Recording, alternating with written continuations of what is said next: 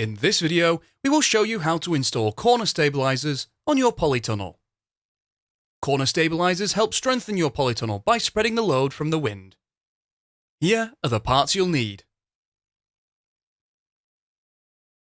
There are 4 corner stabilizers, one for each corner. The corner stabilizers are positioned between the end hoop and the first intermediate hoop. Each corner stabilizer is made from 2 pieces.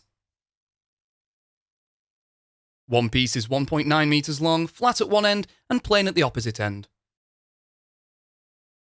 The second piece is 45 centimeters long, flat at one end and swage at the opposite end.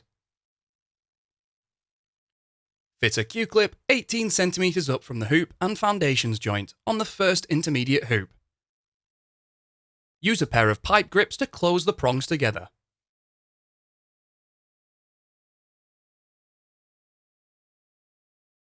Locate the flat end of the longer piece to the Q-clip. Push a bolt through the hole, ensuring the threaded part is on the inside of the polytunnel. The bottom of the Q-clip should be on the 18 centimeter mark. Screw on a nut and firmly tighten.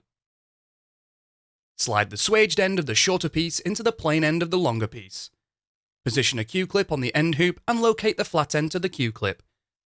Push a bolt through the hole and loosely secure into place with a nut. Secure the 2 pieces of the corner stabilizer together with a self-drilling screw. Place a spirit level on the end hoop and adjust the Q-clip up or down until the hoop is vertically aligned and firmly tighten the Q-clip. Repeat this process to fit the corner stabilizers on the remaining 3 corners of your polytunnel. You can find more videos to help you build your polytunnel at construct.firsttunnels.co.uk. We also have a construction helpline if you require any further assistance.